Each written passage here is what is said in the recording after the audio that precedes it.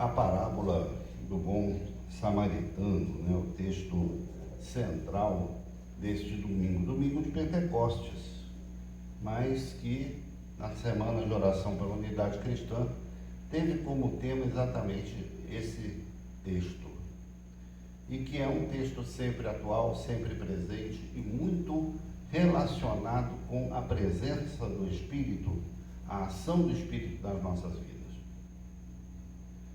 Então, Jesus está nas ruas pregando, anunciando a boa nova, e ele é abordado então por um mestre da lei, um intérprete da lei. Algo muito parecido com os pastores de hoje, pelo menos no sentido da relação com a palavra, porque nós, enquanto pastores, temos essa tarefa de interpretar a palavra para os membros das nossas igrejas, para as nossas ovelhas. É uma tarefa nossa, e era isso que esse homem fazia, intérprete da lei. Ele lia o Antigo Testamento, principalmente os 5 primeiros livros, né? O Pentateuco, a Torá, e interpretava as coisas que estavam escritas ali, traduzindo para a vida cotidiana, para situações do dia a dia, né? Do direito das pessoas. Mas ele então pergunta para Jesus, né? O que devo fazer para herdar a vida eterna? O que devo fazer para herdar a vida eterna? Essa pergunta, por si só, ela já tem alguns pressupostos, porque ele usa o termo, por exemplo, herdar.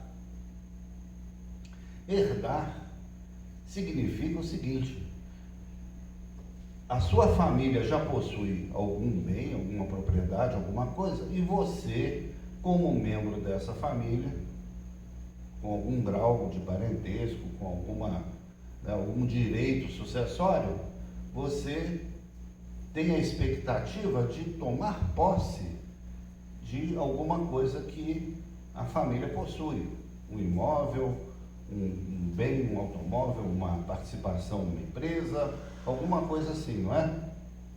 Herdar, eu não tenho nenhuma expectativa de herdar os bens do nosso irmão Miranda, não é?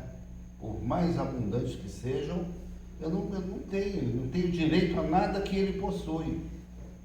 Aquelas fazendas no norte de Minas ali, não tem. O Gabriel tem. O Gabriel, ele tem expectativa de herdar tudo isso um dia será seu, Gabriel, não é? Então, esse intérprete da lei já se considerava, digamos assim, com direito à vida eterna, pelo fato de pertencer ao povo escolhido, pelo fato de ser também uma pessoa que se dedicava ao estudo da palavra, não é? Então ele essa pergunta já veio carregada com algumas expectativas.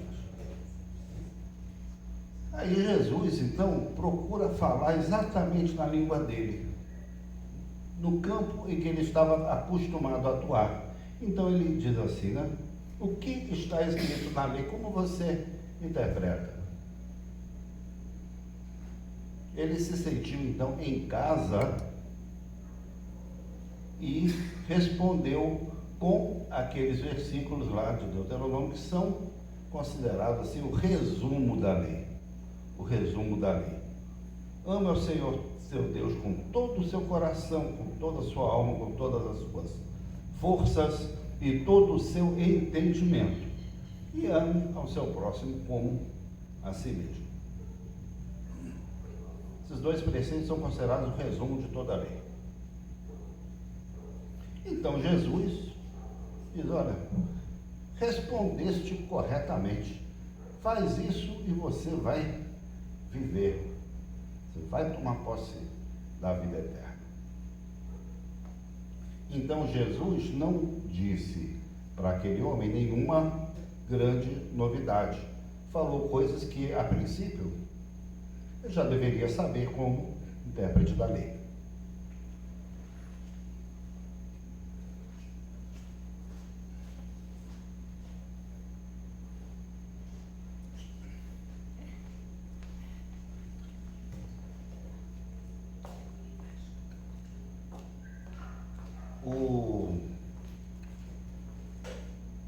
Jesus, então, se dá por satisfeito com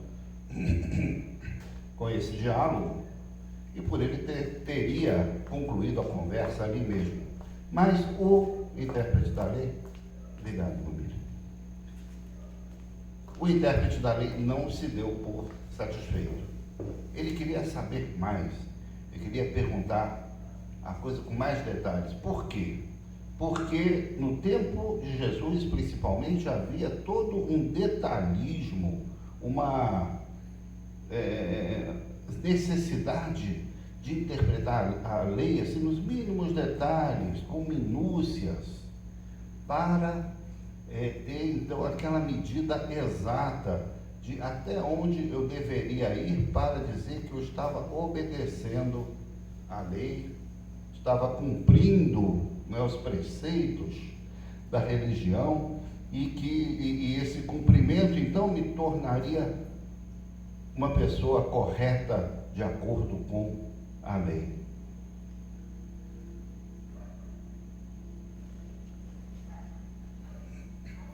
Então, nessa hora, a gente observa que na cabeça daquele mestre da lei, a sua entrada na vida eterna ia depender do seu esforço próprio corretamente aplicado, nem mais nem menos.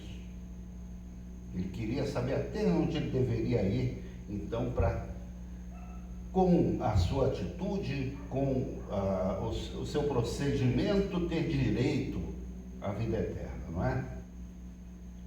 E ele faz, então, uma pergunta, como diz aqui o próprio evangelista Lucas, querendo justificar-se. E aí ele pergunta, então, para Jesus: quem é o meu próximo? Porque a lei diz: ama ao teu próximo como a ti mesmo. E ele então queria saber: mas quem é o meu próximo? E foi muito bom esse homem ter perguntado isso. Foi muito bom, porque aí nós tomamos conhecimento do conceito que Jesus tinha de próximo, que não era aquele que esse homem imaginava. Porque para os religiosos daquela época, essa palavra, né, próximo, vizinho, amigo, parceiro, etc., ela abrangia um universo bastante limitado de pessoas. Bastante limitado. Primeiro, que tinham que ser do mesmo povo, tinham que ser ali do povo escolhido. Estrangeiros, pessoas de outras religiões, né, os chamados gentios, já, por definição, já ficavam fora desse universo. Outros, um pouquinho mais próximos, tinham problemas sérios de relacionamento com a comunidade judaica, era o caso dos samaritanos. Eles seguiam uma mesma tradição, também se consideravam herdeiros, digamos assim, da lei, mas estavam excluídos porque praticavam determinadas coisas que os judeus condenavam. Conviviam todos juntos ali na Palestina. Aliás, na terra de Canaã, na Palestina, Judeia, qualquer nome que nós dermos, Israel, tal, ali sempre foi um espaço de convivência de diferentes. Nunca um povo viveu ali exclusivamente. Mesmo Israel, nos reinos de Davi, de Salomão, no auge do seu poder, tá?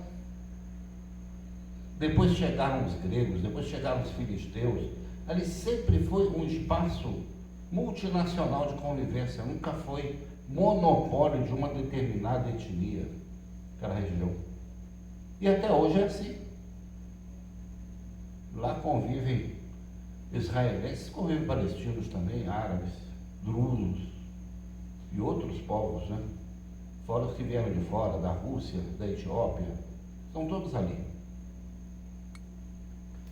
O fato é que esse intérprete da lei, então, queria saber qual o limite dessa palavra próximo para saber como ele deveria tratar as pessoas e que pessoas ficavam fora desse escopo, desse alvo para conseguir a salvação, né? Conseguir a vida eterna, que for. Aqui eu me dirijo especialmente aos meus colegas pastores, porque normalmente quando nós recebemos um questionamento ou queremos responder a uma pergunta, dar um posicionamento bíblico sobre algum tema, qual o método que a gente utiliza? Um método parecido com o do intérprete da lei, parecido. A gente vai lá na língua original, né? Primeiro a gente vê quais os textos que tratam daquele assunto, né? No Antigo e no Novo Testamento. Aí nós vamos nas línguas originais, a gente utiliza as ferramentas disponíveis, os dicionários, as versões nas línguas originais, os dicionários, os comentários, e aí a gente procura então descobrir as determinadas palavras. Por exemplo, aqui no caso, próximo. Qual o termo grego utilizado foi traduzido por João Ferreira de Almeida como próximo? Qual era o termo utilizado no Antigo Testamento? Então, aí a gente faz o que a gente chama de exegese, né? Vamos lá determinar qual o sentido que esse termo tinha quando Jesus conversou com esse intérprete da lei. A partir daí a gente vai fazer uma interpretação, né, a hermenêutica, e daí então a gente prepara esse discurso que a gente traz todos os domingos aqui, que é a homilia. Para isso a gente usa então as técnicas da homilética. Então é essa maneira que nós utilizamos para tentar explicar, esclarecer as nossas igrejas sobre certos assuntos presentes na Palavra de Deus ou relacionados. E aqui nós então encontramos o método de Jesus. O método de Jesus não foi esse. Não foi esse.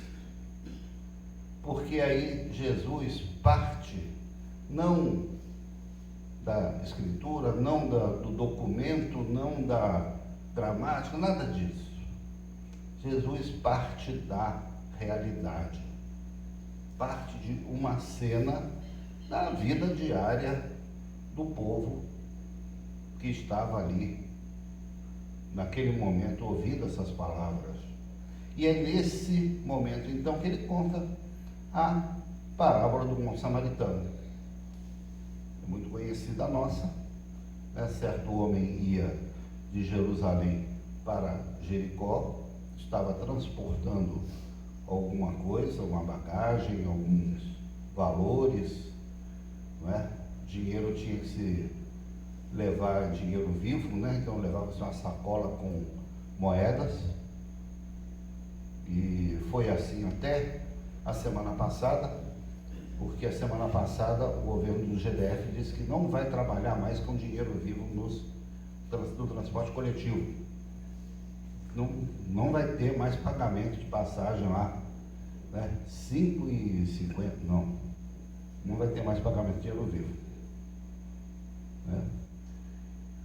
Mas nessa época tinha que transportar o dinheiro realmente, né, o numerário lá em moedas e tudo. Esse homem é assaltado, por um bando de, né, uma quadrilha, é cercado na estrada, é espancado e fica então numa situação que não daria para distinguir a distância se ele estava vivo ou morto. Por isso, aqui a descrição da parábola diz que ele ficou semi-morto, inconsciente, lá na beira da estrada. Passam ao lado dele um sacerdote fazendo o mesmo trajeto de Jerusalém para Jericó ou vice-versa, mas não socorrem aquele homem. Passa um levita também, uma pessoa dedicada à religião que prestava serviço no templo de Jerusalém, e da mesma forma vem aquele homem lá, aquele corpo caído no chão, mas não fazem nada.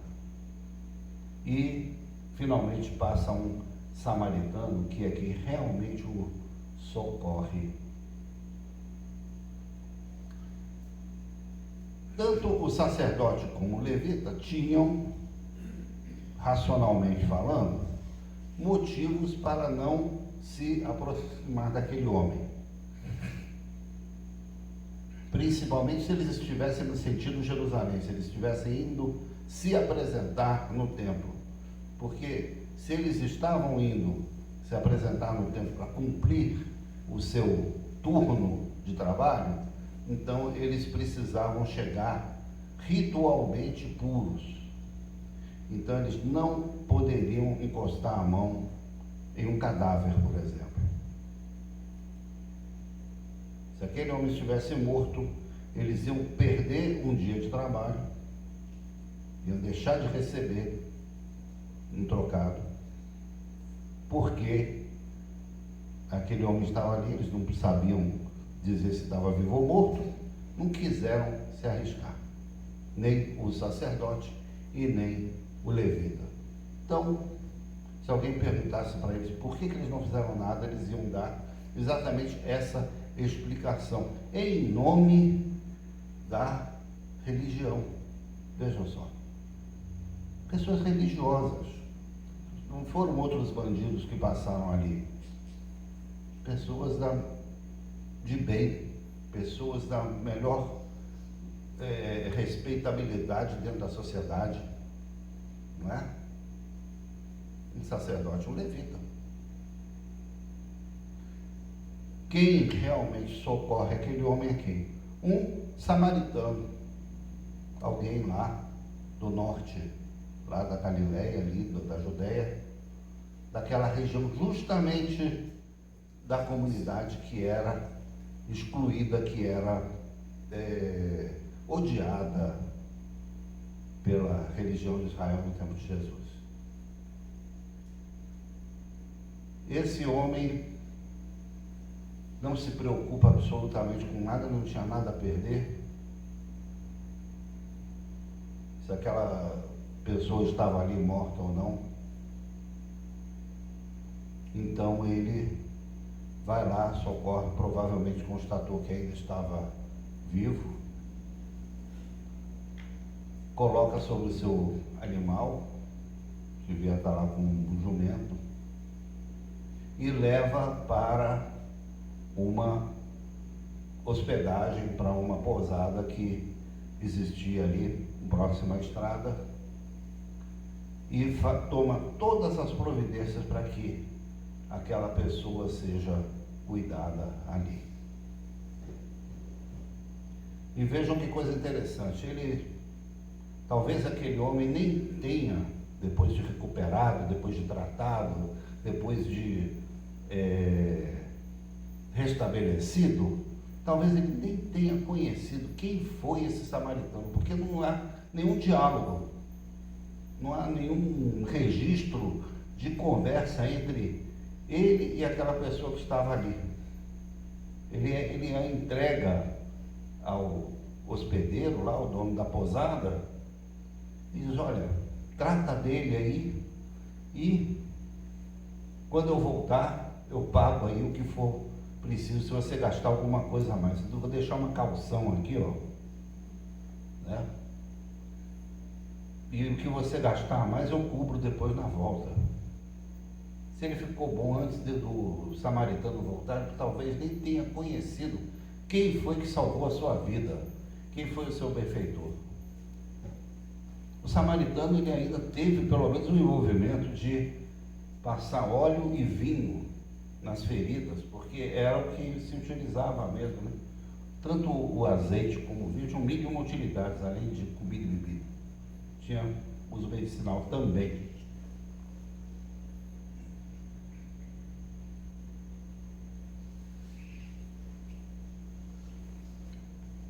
E foi então essa pessoa inesperada, passar um samaritano ali na estrada de Jerusalém para Jericó, já seria uma coisa meio inesperada. O que um samaritano ia estar fazendo ali? Está longe da terra dele, no meio da terra dos judeus, não sei, mas a história fica meio maluca, digamos assim.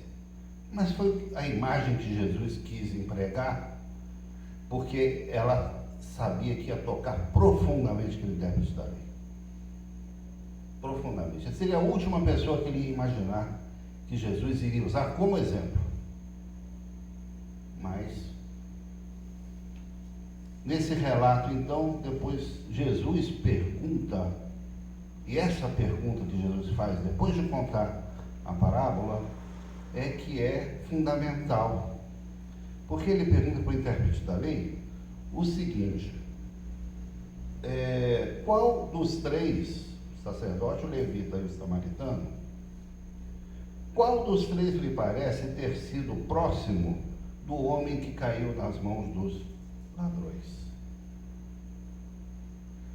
O intérprete da lei, ele tinha perguntado: quem é o meu próximo? Quem é o meu próximo? Numa projeção hipotética, é uma hipótese, vamos supor tal. Quem é o meu próximo? E Jesus expõe uma situação prática, uma situação urgente, uma situação de emergência, e aí ele responde a pergunta com outra pergunta. Ele diz assim: quem foi o próximo daquele homem que estava ali ferido, daquela vítima?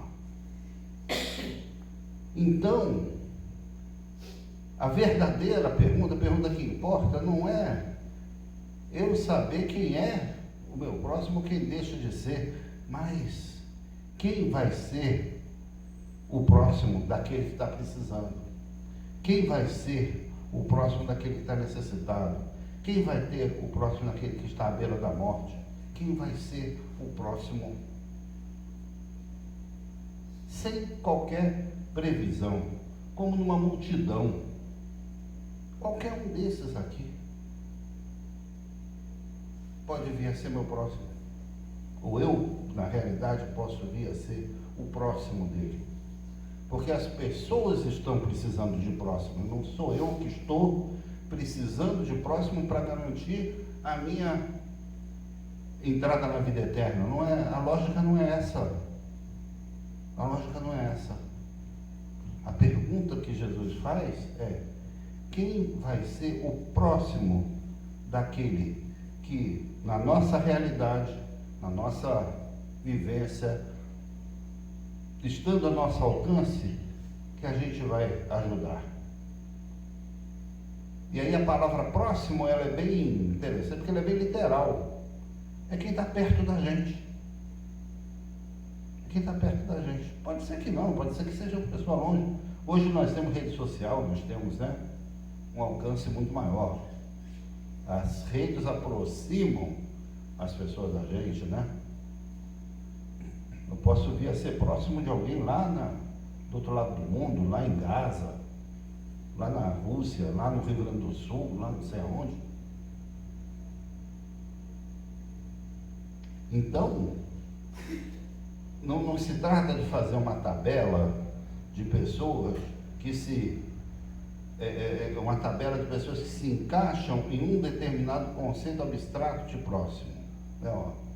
Os próximos são aqueles que estão nesse quadradinho aqui. Não é. Aquele samaritano passava ali por casualidade.